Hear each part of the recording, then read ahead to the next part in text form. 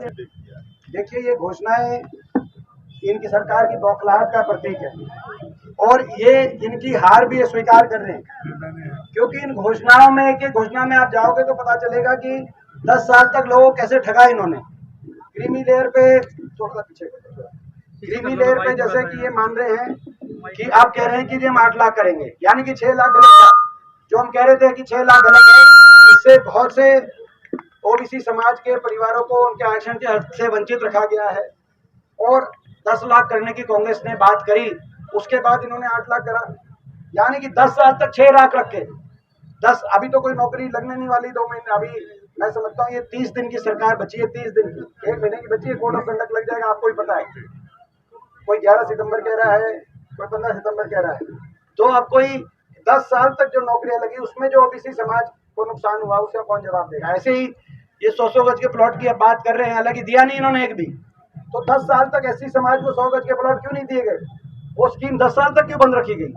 अब जाके वो क्यों कह रहे हैं, यानी कि हमारी स्कीम्स को सही मानने का जो है, अब जो है ये घोषणाएं एक एक कोई भी घोषणा आप उठा के दे। आप कह रहे हैं कि मुख्यमंत्री के निवास आपके द्वार खोलेंगे, 10 साल तक क्यों बंद थे? कह रहे अब मिल सकते हैं, 10 साल तक क्यों बंद थे?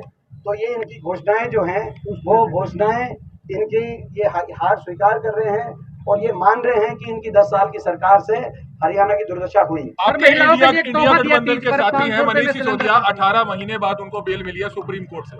मैं समझता हूँ कि जो है आज ये सरकार जिस तरीके से जांच एजेंसियों का दुरुपयोग करके विपक्ष को निशाने पे ले रही है पूरे देश में, ये अच्छी बात नहीं है, प्रजातंत्र के लिए अच्छी बात नहीं है।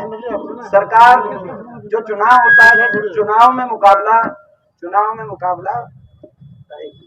मुकाबला सीधा जो है पार्टियों का होता है, नीतियों का होता है।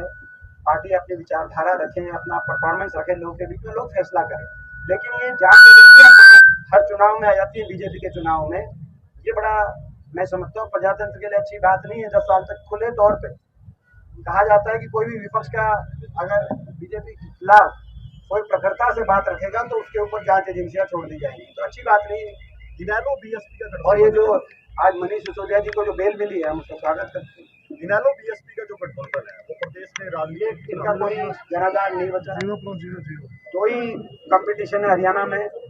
एक कंपटीशन है कांग्रेस और बीजेपी का, जिसमें प्रचंड बहुमत से कांग्रेस सरकार बनाएगी हरियाणा में, और दूसरा कंपटीशन है जेजेपी और इनेलो का नोटा के साथ। व्यापारी दहशत नोटा जो होता है इनका नोटा के साथ कंपटीशन। सर व्यापारी दहशत में है, फिरौतियां मांगी जा रही है। देखिए क्राइम रेट, ये गृह मंत्री जी और गृह मंत्रालय, भारत सरकार का जो मार्च में एनसीआरबी का जो रिपोर्ट आई एनसीआरबी की, उसके अनुसार सबसे ज्यादा देश में क्राइम रेट हरियाणा में है।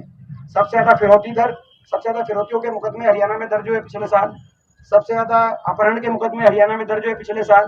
देश में दूसरे नंबर पे हत्या के मुकाबले मुकदमे हरियाणा में दर्ज हुए पिछले साल। तो ये दलितों के ऊपर अपराध 2 गुना बढ़ गया हरियाणा के अंदर। महिलाओं के अपराध में हरियाणा नंबर 1। तो आज अपराध दर में नशे के रिलेटेड सबसे ज्यादा मुकदमे हरियाणा में दर्ज हुए, और नशे और डोज की सबसे ज्यादा मौत हरियाणा में हुई। ये हरियाणा की 10 साल की सरकार का रिपोर्ट कार्ड भारत सरकार का गृह मंत्रालय दे रहा है। भारत सरकार गृह मंत्रालय की ये रिपोर्ट है कि सबसे ज्यादा क्राइम रेट, सबसे ज्यादा अपराध हरियाणा में है। तो इसीलिए हरियाणा बदलाव मांग रहा है और इसीलिए हम हिसाब मांग रहे हैं।